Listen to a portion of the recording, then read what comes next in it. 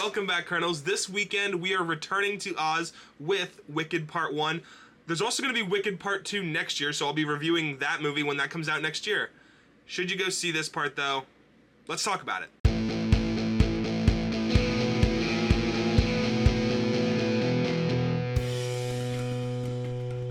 So last night I went to go see Wicked Part 1, and honestly I was surprised because I will tell you this before we kind of dive into this review. I'm not typically into like a lot of musicals. Like I do like my fair share of them, like High School Musical I kind of grew up on. There's some other ones, but I typically like, it's just not something that caters to me specifically. However, I'll get into that in a second when I start talking about the movie. Quick note, if you haven't seen the movie yet, there'll be a non-spoiler and spoiler part of this video, you know, kind of depending on what side you're on. But real quick, before we dive in, if you are new here, consider subscribing so you don't miss any other reviews, as I'll be trying to get out as many as I can before the end of the year. And then at the end of the year, I'll be going through all of my movies and projects that I saw this year ranked, which will be a pretty big video. I might even go live for it, just because there's a lot to talk about. So without further ado, let's go. So starting with the non-spoiler stuff. Ariana Grande and Cynthia Erivo have probably one of the best on-screen like chemistries I've seen this year.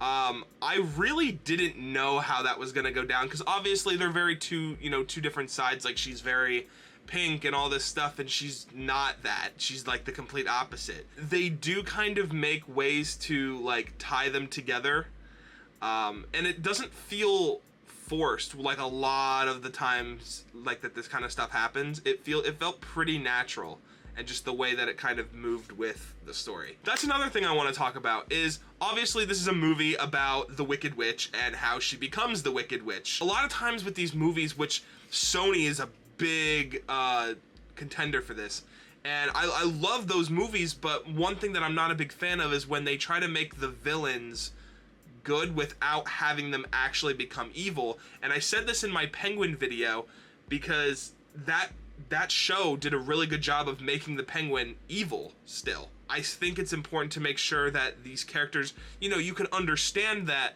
but don't make them the hero, if that makes sense. The way that it was done in this movie, it's very well executed, and you can see eventually that she will become like the Wicked Witch. There were even a few moments, especially like towards like the middle of the movie, where watching them slowly become friends like genuinely got a reaction out of me. I didn't think it would, but it's really like, the movie is very like whimsical and fun and everything, but then it like stops and just has like this really serious moment, and it was really good. The one thing I couldn't stop thinking about was just how highly cinematic the movie was. There was a lot of shots, even in the trailer. I knew going into it it was gonna be, you know, one of those movies. And just like the shots of like her climbing up the castle with her broom, and just a lot of those shots were like, wow, like I'm gonna remember those shots in years to come. There's also a lot more to the movie than just watching Elphaba become wicked. And like there's a whole plot line with like animals and like other stuff going on, and it feels more like just like a movie than just like waiting for one thing to happen. Like it kept me entertained the whole way through. And lastly, I just wanted to talk about how much I loved the way they portrayed the Land of Oz and Oz himself, which I love that they got Jeff Goldblum to play Oz, because I think that was one of the best castings they could have done for this movie, because he has like a fun, whimsical charm to him, but he can also play the like, I'm not sure who you are kind of thing, like who am I really looking at? And now for the spoiler side of things. So the plot of the movie is pretty simple. If you've watched The Wizard of Oz, you know that this is just the story of Elphaba, who she is the Wicked Witch, and she originally doesn't start off as wanting to be a villain, but she goes to a school called like Wiz or something. It's some weird name, and she goes to meet the Wizard of Oz, and there's this whole plot line with like they're trying to extinct animals or like keep them from talking. Like they're magical creatures at this point, and she doesn't think that's right, which obviously it's not. But the wizard is taking those animals and like using them to create magic. They never really like specify exactly what they're doing, but it's clear that like they don't want like magical creatures. So you heard me mention, if you watch the non-spoiler part, of like the movie isn't just about Elphaba becoming like wicked. There's a whole animal plot, and so it starts off with this goat teacher, which by the way was like my favorite character in the movie because he was so sweet. And then like when they tried to kick him out of his classroom, like I just didn't like that. But there's a whole thing, like he even meets up with other animals, and there's this whole thing of the wizard, like when the wizard arrived, he didn't want the animal, like they needed a common enemy because the people were like just not unified. They needed a common enemy, and most of the people, I guess it's easier to just go after the people. Well, the animals aren't like us, there's few of them, so let's make them the enemy. And that's what he did. So now you're getting rid of, you know, magic creatures, and they're not allowed to teach anymore. They treat it as a side plot, obviously, because like Elphaba is the main premise of this movie. But the side thing is like the thing I became the most interested in throughout the whole movie.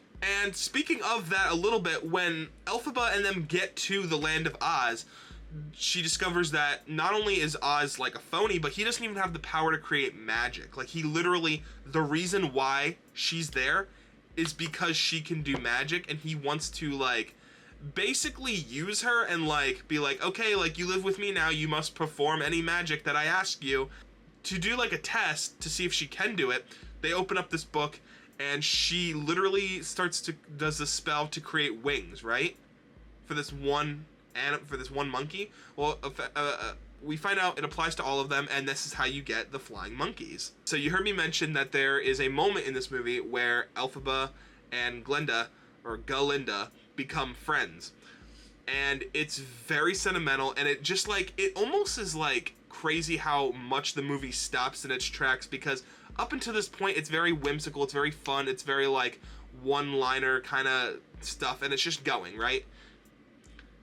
There's a moment when they go to this party, and Glinda has been trying to win over this one professor that's interested in Elphaba because of her magic, right? She wants to, you know, she sees how talented she is. She's gifted, right?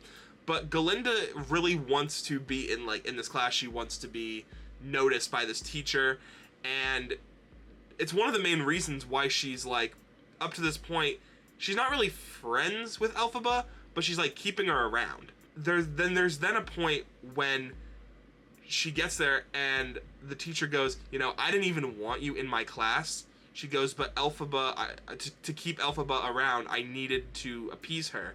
So she basically gives her a training wand, and from that point on, Glinda sees Elphaba as, wow, like, I haven't been treating you the best. Like, she literally even gave her this, what she considers an ugly witch hat, and she's wearing it at the party, and she feels bad. Like, this is where you see Glinda start to kind of evolve as a character. She's not just like this stuck up, like, everything must be perfect and everything's about me and what I want kind of moment. And it's more about making amends to somebody that went to great lengths for her. And that, like, they do this whole little dance, and it becomes like a symbol of their friendship, and it's really sweet. About halfway through the movie, Elphaba has a sister, and she's like in a wheelchair from her, like, her mom drinking some kind of plant, like milk, or there was something like that involved, right? She's actually the reason Elphaba's there in the first place, because Elphaba wasn't supposed to go to the school, but she went with her to kind of like see her off, and then her dad wanted her to watch her at the school to make sure she's good, because, you know, she's in a wheelchair, and he's kind of like just like scared that she's gonna, you know, hurt herself or something's gonna happen to her, right? And so then that's how Elphaba meets the one teacher, and then she starts teaching her. But her sister, because I was thinking to myself, I'm like, I always remember that the Wicked Witch had a sister, and I didn't know if they were speaking like metaphorically, or if like she actually has a sister, and she does. And so my girlfriend pointed out to me, I didn't know this, at the very end of the movie, when they're announcing that like the Wicked Witch, like all the things that she's done to them, and like pretty much like announcing like we're on the hunt for the Wicked Witch, right? There's a shot of her sister, and her sister looks like pissed that like they are like doing like everyone else is like, oh, like get the witch, but her sister has like a different reaction, kind of, you know, alluding to the fact that she's going to become the Wicked Witch of the East. This is my one big gripe out of the movie, and again, I don't even see it that it maybe is a big gripe. It's just something that was for me. Obviously, you heard me say that I'm not the biggest fan of musicals. Like, I like them, and I thought a lot of the musical numbers in this were pretty good. But they did go on a little too long at some moments. Some of them were fine, but some of them, like, I would think that... There was one in the very beginning of the movie that, like, I genuinely thought that they were done singing, and then it went back to it. It was like a 10-minute break, and then they went back to it. And I was like, oh, that's weird. I don't know, but they could have trimmed down some of the songs just a little bit. The last thing I want to say is just that they did a really good job of scaling Oz to be, like, big and great and powerful and everything. But then, like, there's almost, like, I don't want to say it's like a horror scene, but it is kind of like when they're running away and everything, and, like, the flying monkeys are coming at the doors and stuff. It's kind of nuts. And it's really just, it really, like, speaks volumes to the original, and just, like, that movie, like, the Wicked Witch is surrounded by all this, like, crazy, scary energy, and you get to watch that develop, like, how the people are scared of her and they form their opinion of her. It's cool. So yeah, guys, that is my review for Wicked Part 1. Let me know what you guys thought about it down in the comments, or if you haven't seen it yet, go watch it, save this video, and then come back later so you can, you know, kind of see, you know, what other people are saying about the movie and just what my thoughts were on the movie. I'd love to know all of that down in the comments below, and I will see you guys soon, but also next year for Wicked Part 2. Until then, Kernels, peace.